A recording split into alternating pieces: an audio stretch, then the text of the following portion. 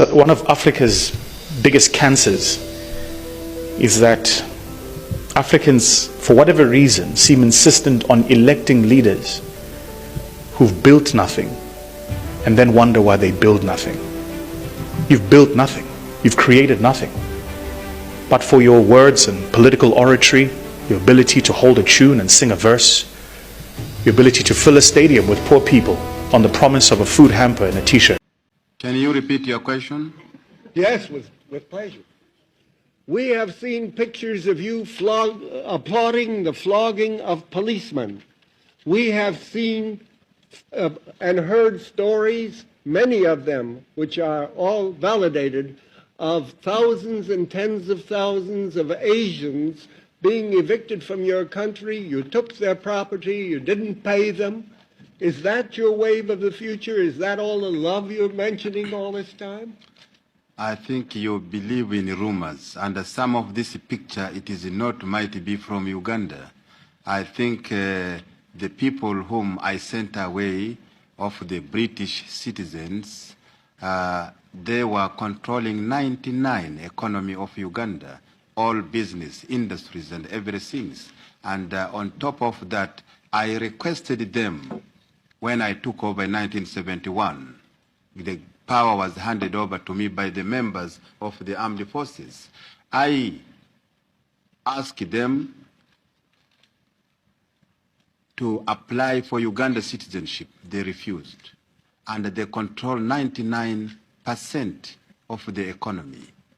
And the whole money they are getting, they don't bank this money in Uganda. They bank this money outside Uganda. And I am sure if they were still up to now, Uganda could have been bankrupt completely. And therefore, there is no other opportunity. The only opportunity was to take that decision for the interest of the people of Uganda. And then I took that decision, but I said that I will pay the compensation, and which I have written to the all government concerned. I'm sure the United States, I have already paid them cash, and I have written to government of United Kingdom, and the discussion is going on. And I have also written to India, which they have got a few Indians. I'm sure the delegation will be coming from India to discuss with the government of Uganda, and we shall pay. We don't say that we cannot pay. But some of the other point which you are saying, it is not true at all. You will find that Uganda is one of the best countries in the world, I will say, as a president of that country. That 54 countries is about 1.2 billion people. India has 1.5 billion people, and China has 1.5 billion people. What is interesting is there's only one US ambassador in China, and there's only one US ambassador in India, but there's 40 US ambassadors in Africa. So the challenge that we have to form a united Africa is that nobody wants to see a united Africa. Yeah. And the resources that are applied to keep us separate are real. Massive.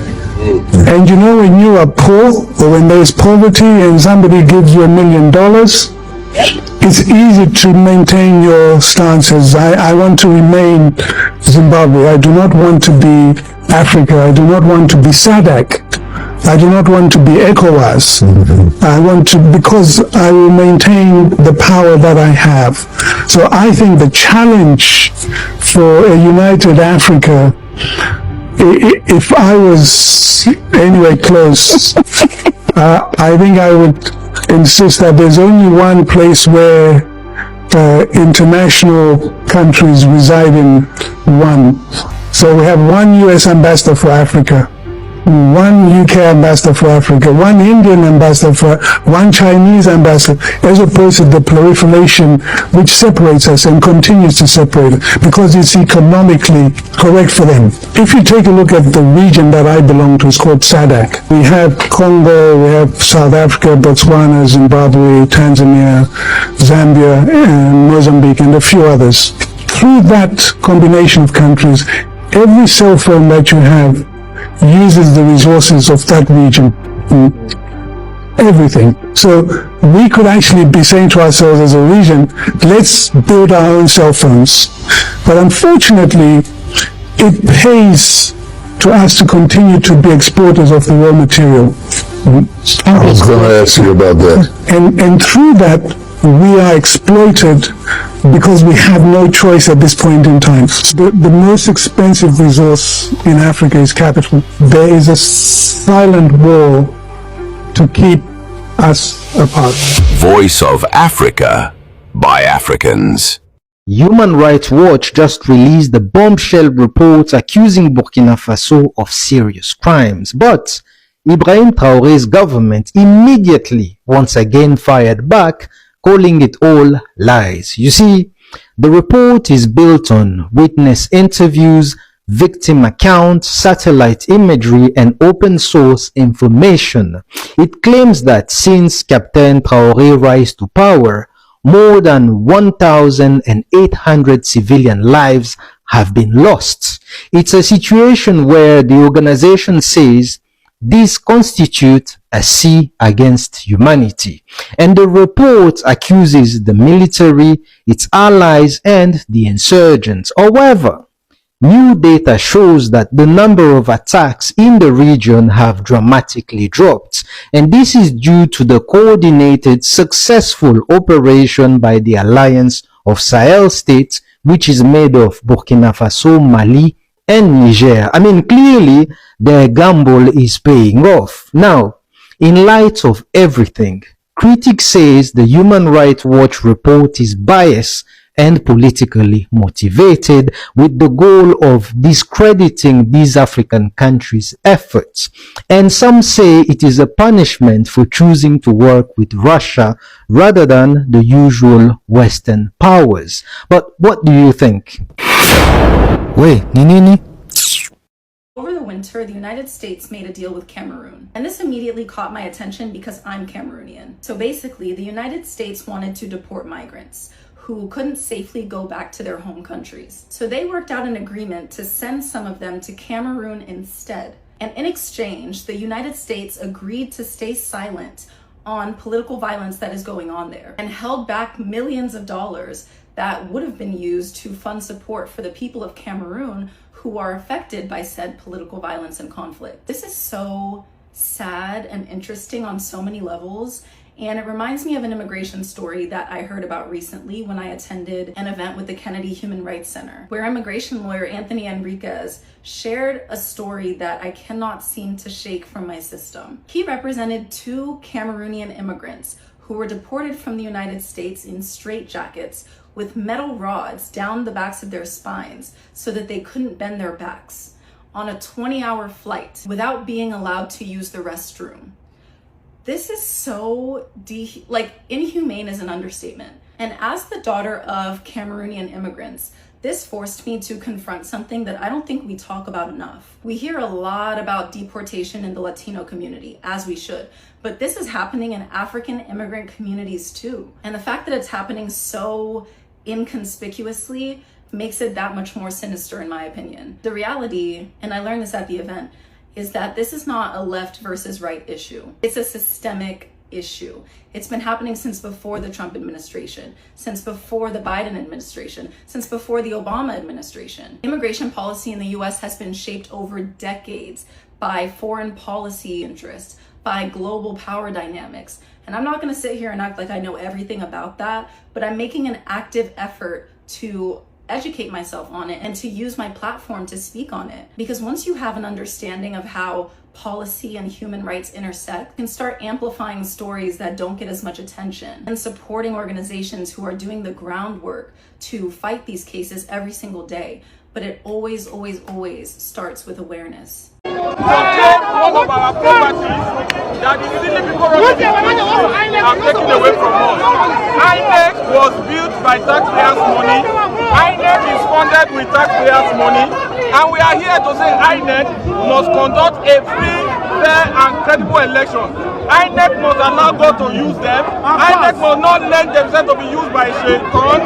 INEC must realize that they are not an extension of the All Progressive Congress. And we are here to say we will not allow a one-party Nigeria. Elections in Nigeria must be free, fair and credible. Thank you very much. Whether we like it or not, there's not going to be enough loose change for people to live large. And that any government now on the African continent, if you're not an oil producer and you are not adjusting your budgets right now, if you are not beginning to think austerity right now, if you're not even having that debate today, you're going to face a significant cash crunch because you're going to have imported inflationary pressures.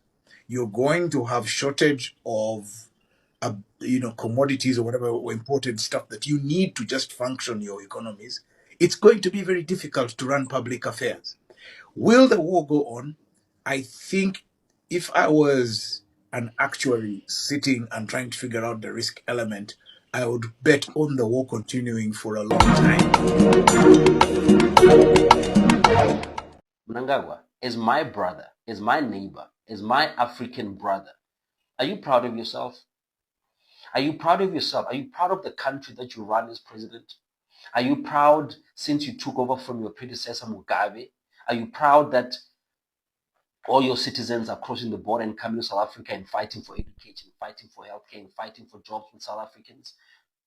And becoming a burden on South African budgets that were designed to cater for the population of South Africa, which is not a rich population?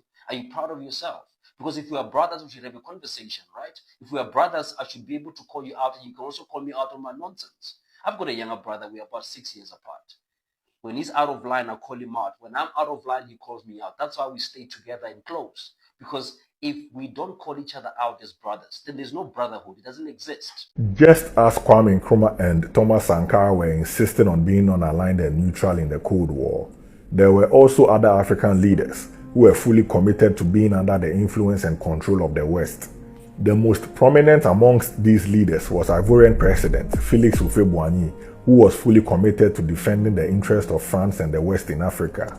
This saw him working hard to undermine African nationalist leaders like Kwame Nkrumah and Sékou Touré in the 1960s, and later doing the same to Thomas Sankara.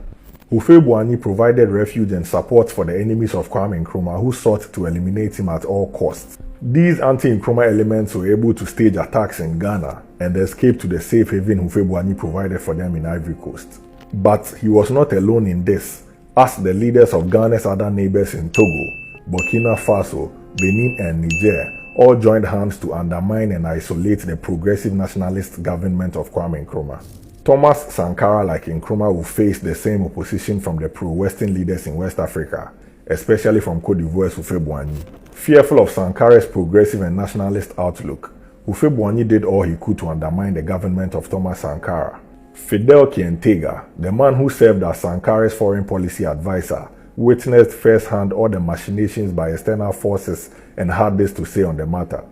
Burkina Faso is a landlocked country surrounded by Mali, Ivory Coast, Ghana, Benin, Togo and Niger. The citizens of these countries were very receptive to Sankara's idea of the African way. The puppets of neocolonialism like Houphouët-Boigny feared an overspill effect in these countries and worked against Sankara. On the relationship between Houphouët-Boigny and Sankara, this is Fidel Kientega's personal account. It was not an easy one.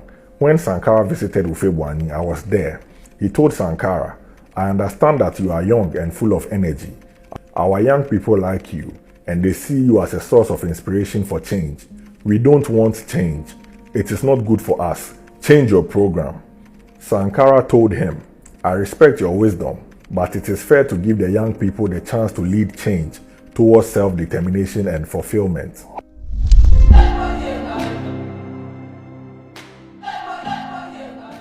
You know, one thing I like about Nigerians is not about these things that you accuse them about. Julius Malema just explained the reasons why he likes Nigerians. Yes, you heard me correct. The president of EFF, Julius Malema, was addressing the EFF member yesterday in the Eastern Cape, and he get to explain the reasons why he likes Nigerians and Zimbabweans. In this video, you're going to watch what the president of EFF had said yesterday. Then we'll have to ask ourselves this question to know whether what he said it makes sense or it does not make sense. Before we get to judge his words whether it makes sense or not, I'm inviting you to watch this video more careful. Then I'll see you after then. You know, one thing I like about Nigerians is not about these things that you accuse them about. A Nigerian man, if he comes in here and speak, you won't doubt that this man has got confidence. So white people refer to them as being rude. That's why in Nigeria you don't find a lot of white people. Because when you speak to them and they don't hear properly, yes, what do you mean by that? What do you mean? And then you think he's fighting, like, no, he wants to understand what he's not fighting. But you, they taught you that if you don't hear, sorry, sir, can you repeat that? So they enjoy that. They enjoy this submissive attitude of a black man because to them you are boys and girls. They don't enjoy a person who speaks standing firm, looking right into their eyes and unshaken. That's what we should be. That's what we should be. We must be, and that thing comes out of liberating the mind. But if the mind becomes permanent weapon at the disposal of the oppressor, you will never do anything. You will continue to think less of yourself. You ought to liberate yourself. You cannot be EFF and still be sheepish. Once you join the EFF, it's a first step of mental liberation. That I am not my ancestor. I am a generation now which will never take what my ancestors took from you. I will never tolerate that.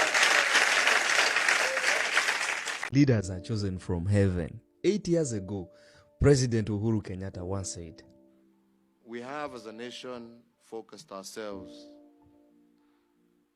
for a long time in saying that we need to create order. Exactly. We need to recognize that those like yourselves and myself and others in Uganda, listen, who are called to serve.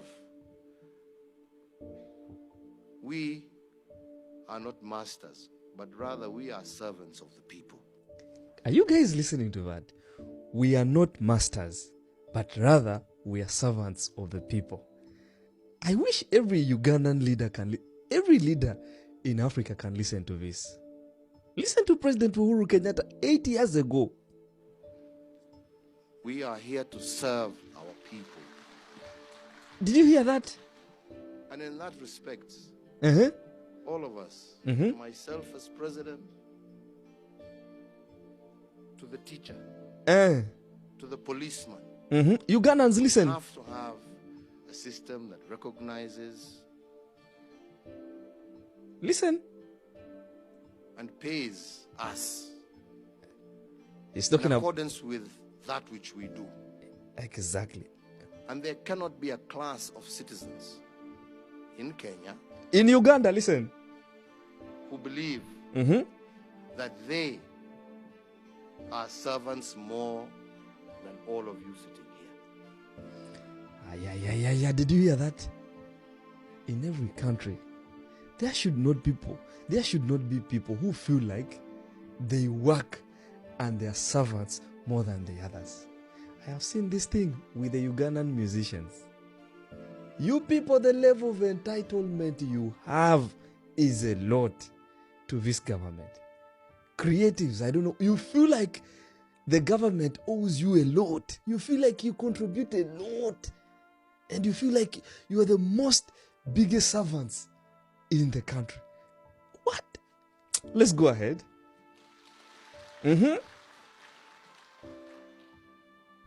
Therefore, I am greatly disturbed by some of the remarks we've been hearing from yesterday. Even me too. Even me. Of individuals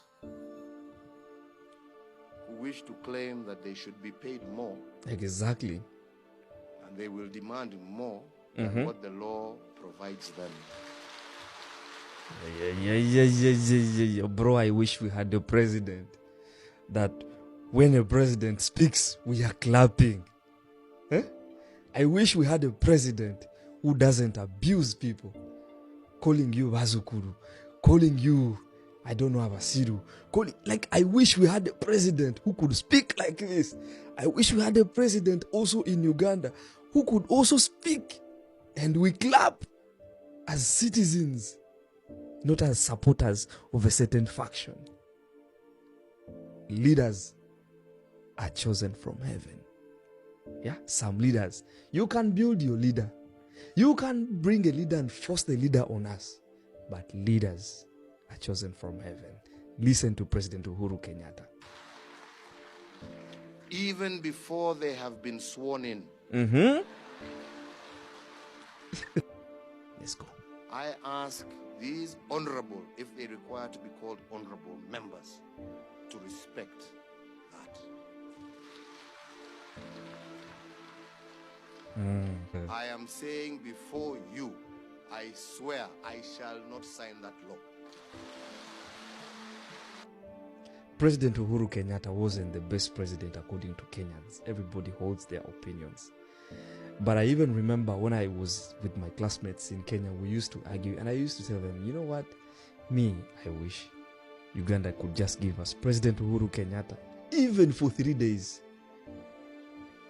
This guy, when we were in Kenya, this guy constructed a highway in the city. Without disturbing people, he constructed a highway in the city without disturbing people. I know Kenya has its problems. How I wish any Ugandan could just walk. It is just, you don't need a visa to go to Kenya. Just go there for a holiday. Actually, it is not expensive. When you come back from Kenya and you come back to Uganda, you will say, I know people are going to say, oh, go to Kenya, blah, blah, blah, blah. In this world, if you can't see what the other person has done, it's when you can't be able to compare if your leaders are working. Trust me. I know this video is not going to feel good to some people, but leaders are chosen by God.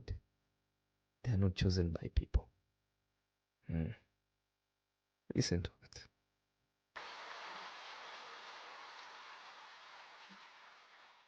We must understand that we are called to serve our people, not to earn from them. And not to torture them. And not to torture them. You people, please have some love for a human, a person, human dignity. A person is not a cow. A human being is not a cow. A human being is not a chicken. A human being is not a rabbit. A human being is not a duck. A human being is not a donkey. A human being is created in the image of God. If you mistreat people just because you are a leader, and you are too born by a mother, and you are raised by a father, and you too, you have a family, but every time you torture people, every time.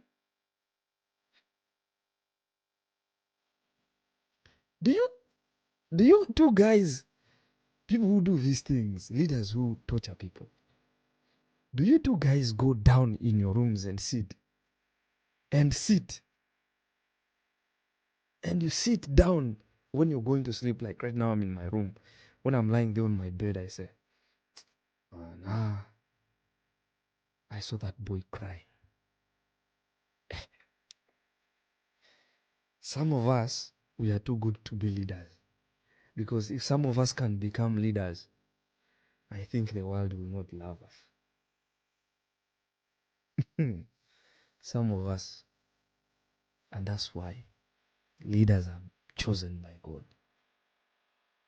Yeah. I rest my case there. That justice must include material repair if reconciliation is to be meaningful. Nathi sithi ukuthi le reconciliation esikhuluma ngayo, that it should mean anything to our people. It must not just be words. It must not just be words on paper. Abantu, they must have a sense ukuthi yes, reconciliation is about repairing their lives and their livelihoods. Now, the handover of these symbolic checks today affirms our belief that reconciliation and reparations must be concrete and tangible, and people must see that an attempt is being made to enhance reconciliation as well as nation building. As we celebrate 30 years of the Constitution, we are reminded that political liberation was never the final destination. It was the beginning of a longer journey towards social justice. The task of building a truly united, just, and equal society continues. It was never a one-day process. Why do we keep romanticizing Pan-African leaders like Gaddafi and now Ibrahim Traore? Is this because we've lost something deeper, a revolutionary spirit? I think there are psychological reasons to this. Researchers show that societies often rely on heroes. We build statues, we put their names on roads and their faces on currencies. This isn't because the past is perfect. It's because these figures give us validation. They give us proof that a nation, a people existed before us, and we recognize them in their struggle. And this is where nostalgia comes in. It doesn't remember the past accurately. Nostalgia is not synonymous for the de facto past. It remembers it selectively. It highlights what we miss. It's the parts out that makes us uncomfortable. We've seen this outside Africa too. Think about Make America Great Again, the movement and the slogan in itself. It's not really about policy, it's more about a heroic story. The word make is an imperative. It restores agency. It tells people that history is not over and they can participate in something that's bigger than themselves. African romanticization works in a similar way. This isn't a moral comparison, it's about how nostalgia works politically. Take Gaddafi. There are real reasons why he's remembered positively across parts of Africa. He funded African liberation movements, he pushed for African unity, he openly challenged Western dominance, helped shape what became the African Union. His vision of a United States of Africa, an African currency, and economic independence was genuinely radical. Whether you think that Pan-Africanism is inherently utopian is another question, but his ideas resonated with many and continues to do so. But here's the contradiction. His autocratic leadership essentially undermined his own vision. By concentrating power and crushing opposition through events such as the Abu Saleh massacre, he destroyed the collective political agency Pan-Africanism actually needs. You can't build a people-led revolution while silencing people. Now look at Ibrahim Traore. He's being romanticized in real time. He's young, anti-imperialist, he uses revolutionary language and Thomas Sankara imagery. Both Thomas Sankara and Ibrahim Traore came to power at the same age, with the same military rank, both renouncing their presidential salary, also dressing modestly with their military uniform and a red beret. All of this imagery taps into nostalgia for a charismatic revolutionary past in a moment when post-independence politics feels exhausted. But there is danger in outsourcing revolution to a single figure. When leaders become symbols of salvation, accountability is at stake. So maybe the question isn't whether we romanticize Pan-African leaders, but why we feel the need to. I believe when revolutionary spirit fades at a collective level, it returns as nostalgia, and leaders become containers for our longing. The challenge is learning how to honor revolutionary visions without turning them into myths, excusing authoritarianism. I've unpacked this properly in my Substack, which is in my bio, so read if you want to see my full argument. I wish at this point to particularly to apologize deeply on behalf of the chiefs and people of Gold Coast and Ghana for the atrocities, the cruelty, the inhuman treatment that were committed 400 years ago by my ancestors during the Atlantic slave trade, where over 400 years ago, millions of our brothers and sisters were captured, sold, and transported under inhumane and cruel circumstances through Elmina Castle across to the Caribbeans and to the New World. On behalf of the chiefs and people of Ghana, I do render unqualified apology, deep from the bottom of our hearts. Trump is a dictator. The King of Britain is a dictator. The ruler of Dubai is a dictator. The leader of China is a dictator. The leader of Singapore is a dictator. But now when you look at China, we call it benevolent dictatorship, where the people vote for their leader. 80,000. Then they give him 80,000 people. Yeah, and they give him permission to say run. You get to Singapore, you have meritocracy, where on the basis of qualification, the best man for the job must run and trust his judgment. You get to Dubai, the royal house decides what must happen. I don't know who dragged Africans to tell them that democracy works, but for 65 years, from Kwame Nkrumah coming down to Nelson Mandela, the whole of Africa is crying with leadership. I have traveled the whole width and breadth of Africa, from Tanzania to Nigeria to Ghana, Botswana to Namibia to Mozambique, every country, Zimbabwe included. So a dictator, in my word, when I say that, it must be a dictator number one who dictates the right thing, who has a clear agenda. And a man who has a clear agenda, a national agenda that benefits the people. To hell with democracy. People want food. People want water, people want roads.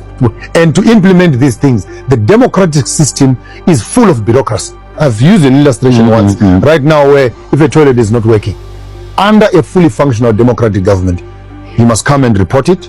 Then it's written, toilet not working. Then we must call a sitting. How are we going to repair the toilet? Minuted. After that, let's begin to find who will fix the leaking toilet. And before that, there's a holiday for 3 days. We'll come back to Parliament next week. When you come back to Parliament, let's find the companies that can actually do it. Can you have 3 quotations or 4 quotations? We'll give you 2 weeks to do your quotations. The quotations come. Then the judiciary, the adjudication must sit down and decide who amongst these ones must do the project. And after that, then we must go and procure from the Department of Finance how much will it cost us to fit this vis-a-vis what has been quoted. And while you are doing that, we award the contract. Well, after you finish awarding the contract, there is an appeal from one of them who loses the appeal that actually my quotation was better. Let's start again. You will spend 3 years. The toilet, that is not fixed, but the system is trying to get it fixed. You understand what I'm saying? Oh yeah. And this is where Africa is.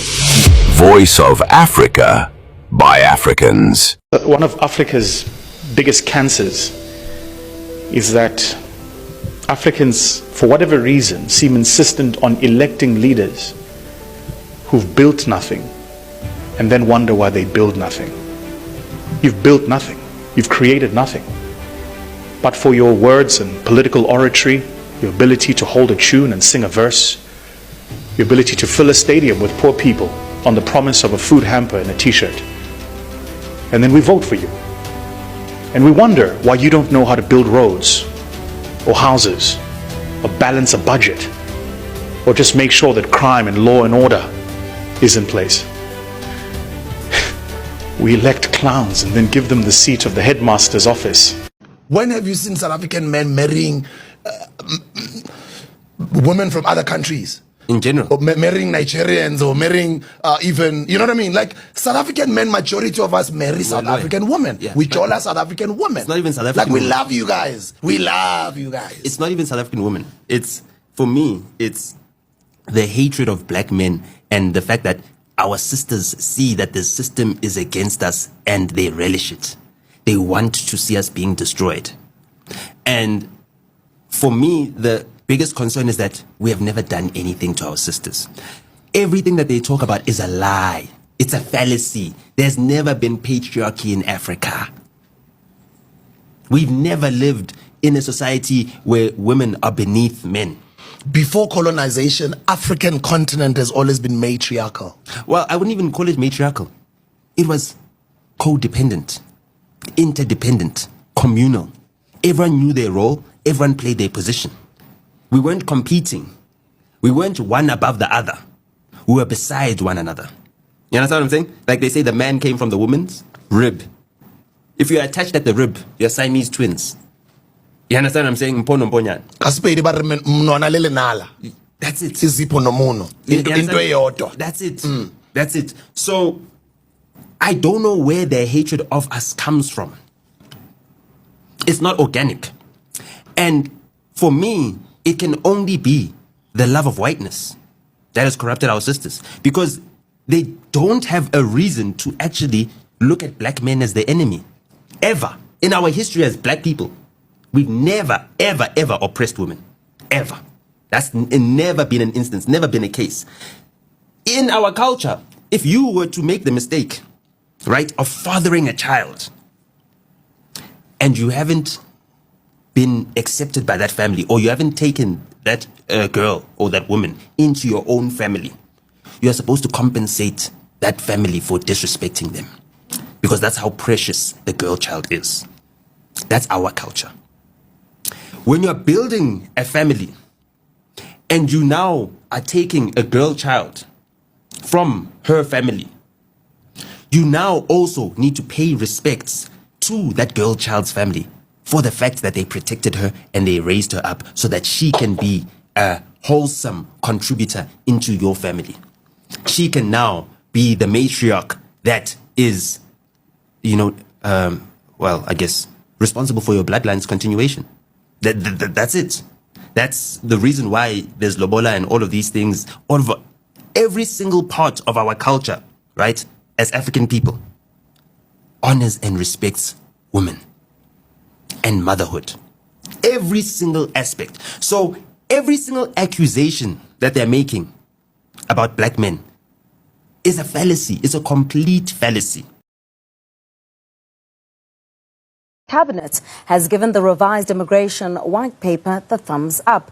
Now, briefing the media on the outcomes of its cabinet meeting on Thursday, Minister and the Presidency, Khumbudzo Ntshavheni, says the document is aimed at strengthening our country's immigration systems, especially when it comes to refugee status. So, what does this mean for South Africa's migration and citizenship system? Well, to help us answer that, I'm now joined by the chairperson for the South African Constitutional Reform, Prince Mtombeni, as well as Professor Lauren Landau, a senior researcher at Wits University's African Center for Migration and Society. There you see him on our video link. A very good afternoon to the both of you. Thank you so much for your time. Let me start with you, Princey. When we talk about this particular framework, let's go back a bit. What is it that necessitated this consolidation of our Immigration, Citizenship and Refugees Act into one framework? What was the need? Thank you so much, Ziyanda, and Ziyanda, what happened, what enforced this system is the chaos that we see happening around. I mean, we are seeing a lot of protests lately that relate to migration systems or unmanaged migration systems in this country. But what I want to clarify today, because I see a lot of reactions from social media, people thinking this is the final legislation, and it's not. Yes. Yeah, this is just a policy direction given by the cabinet.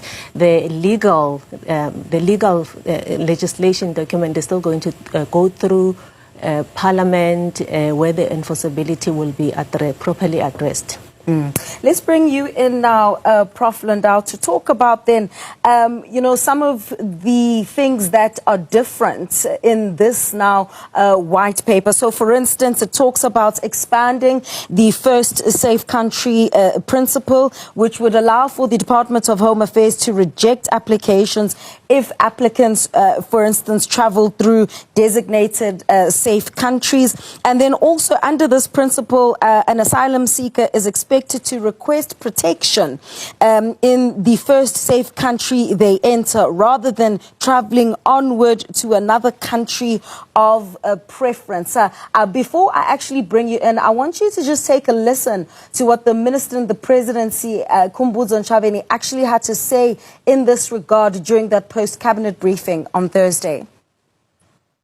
The first country of safety principle is guided by the UN, and that says in situations of conflict, people are allowed to move from their countries and go to the next country where there's no conflict and be given refugee status and be protected. Even if they come with no proof of identification, you need to register them and accommodate them and give them some level of recognition.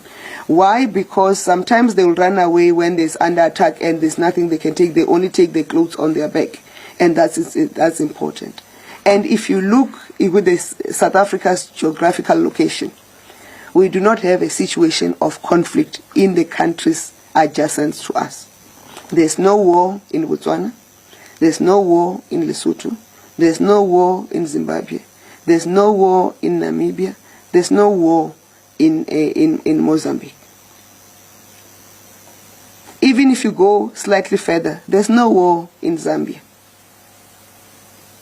There's no war in Malawi. So therefore, it will mean the people who are leaving the South Sudan, not even South Sudan, who are leaving the Sudan, must settle in the next country of safety, which will be Sudan, South Sudan, and also, Somalia. They must settle in that area. And go Uganda, the regions that are within closest to them. So we don't have what we call political refugees or refugees. So the white paper is aimed at making sure that we then regulate that arrangement of who gets admitted as a refugee here. And in exceptional circumstances, we have admitted economic refugees. You'll remember when Zimbabwe had an economic meltdown, and when the period of droughts, extended drought periods, we have admitted people as economic refugees. When the time we introduced the Zimbabwean special permit, we admitted them because it's inhumane to sit in your country and allow your neighbors to die when you can assist. But the question that we have is that, does the economic situation still warrant economic migrants in the country? So the white paper deals with those issues. So, Prof. Landau, what do you make of those comments? So basically, South Africa is actually not a country for those running away from conflicts. What are your thoughts? Well, I think it's absolutely central that South Africa have a coherent immigration asylum policy.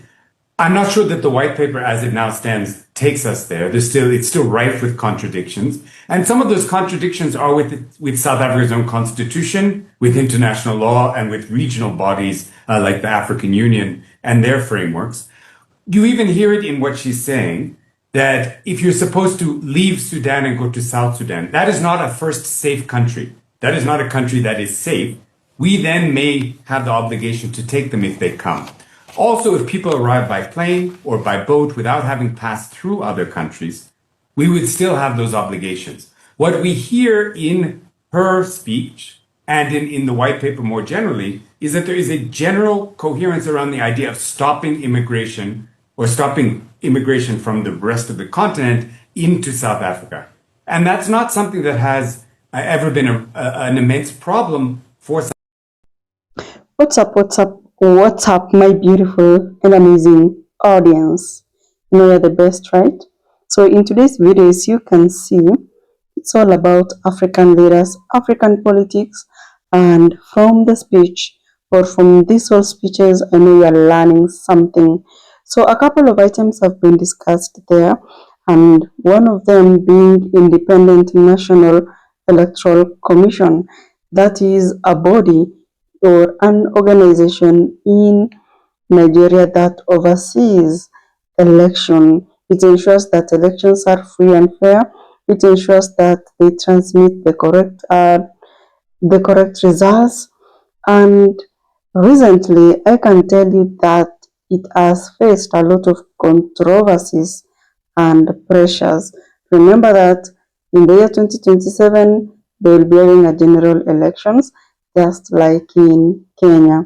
So you may ask yourself, like, what is really happening with Independent National Electoral Commission in Nigeria? A lot is happening. Remember that they have even suspended voter revalidation exercises that was meant to be there, and it's no longer there. Imagine suddenly suspending it. You know, it's going to bring a lot of stories, unnecessary stories, and people will talk, of course. So, guys, I know you're wondering, like, how does this even concern us? It's good to know what's happening around the world so that at least you get to be informed. So, INEC had actually planned a nationwide voter registration and revalidation exercise, and that was meant to update, to clean voter data. That normally happens in most countries in Africa 1 year before election, and it's also happening here in Kenya.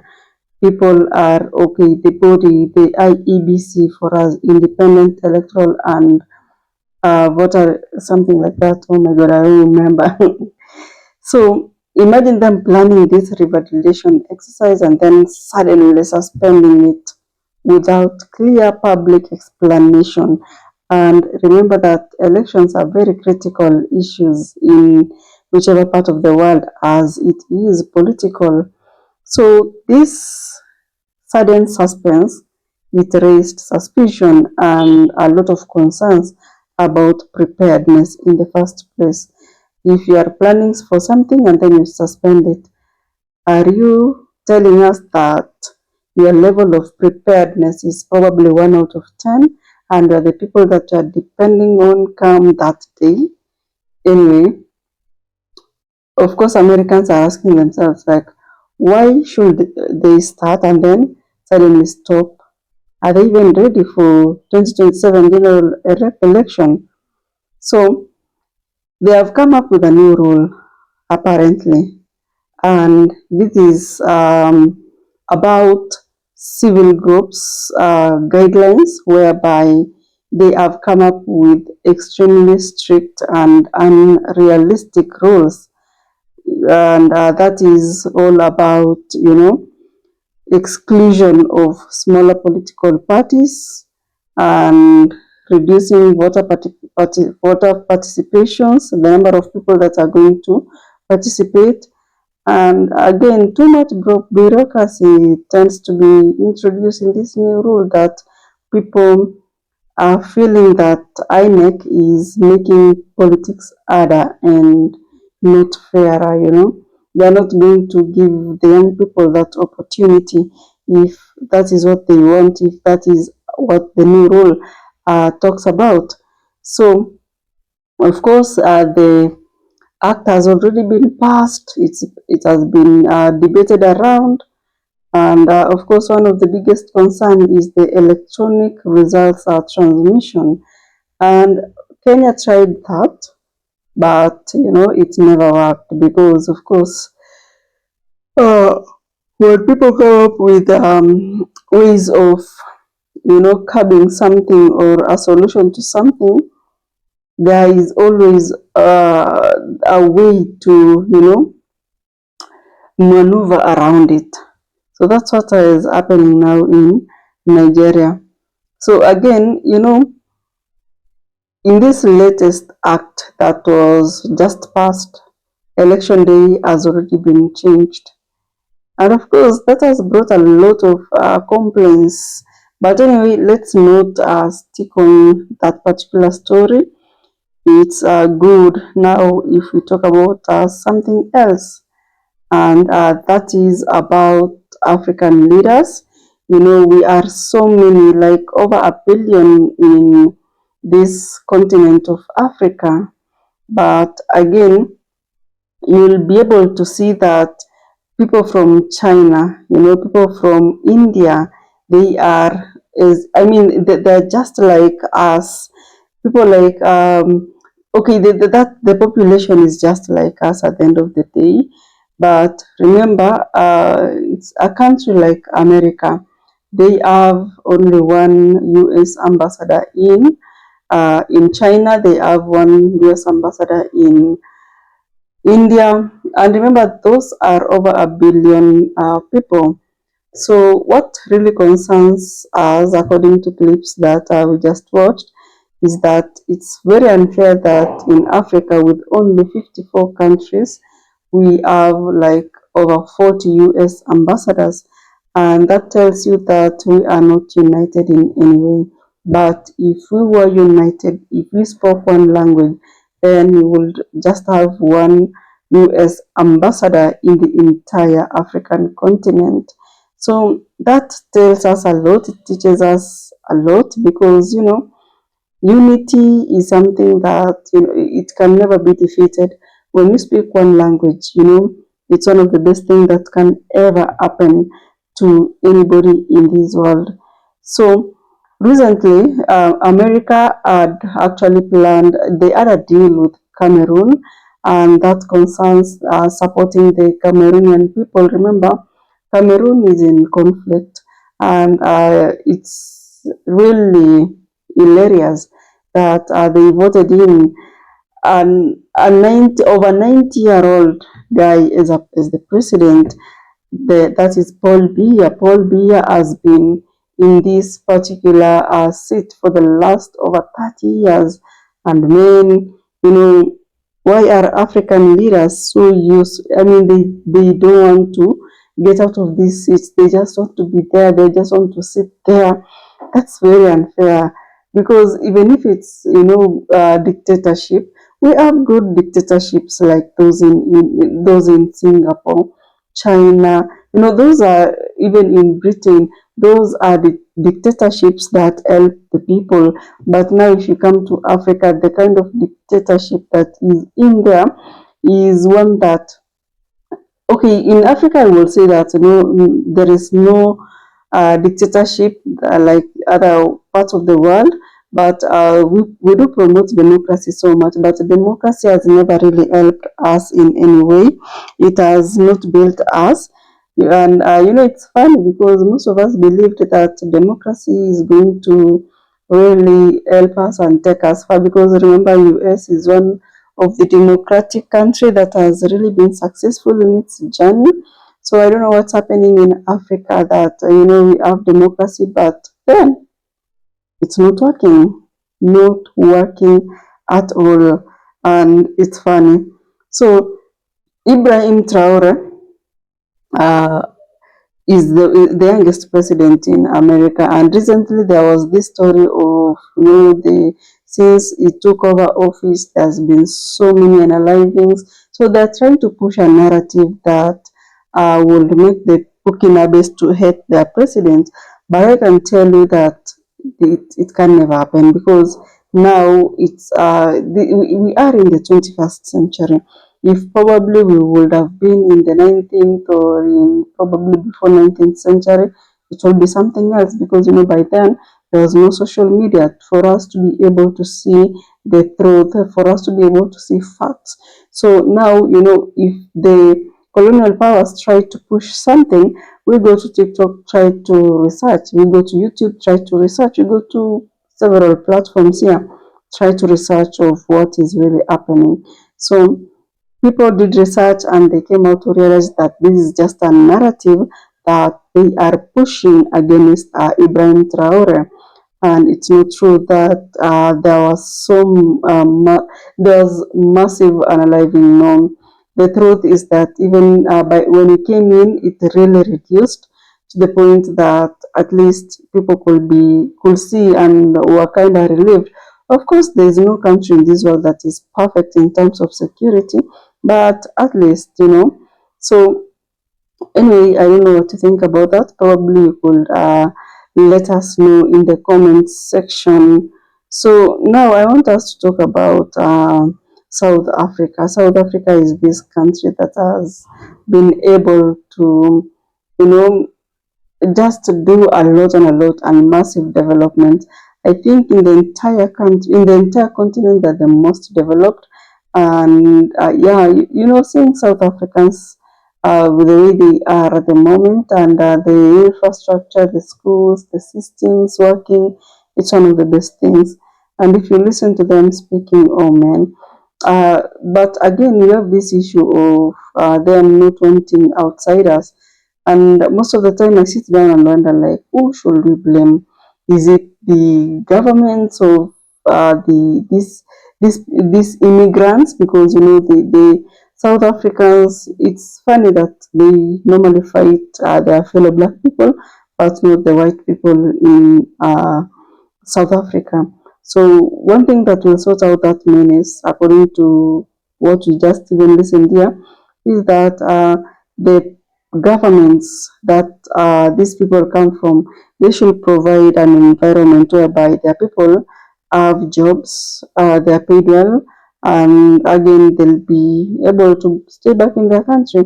But if they're not provided with a good environment to do business, then yeah, they're going to go to other countries like South Africa, and they're going to really drain their economy because they're not paying taxes, but they want to use their facilities.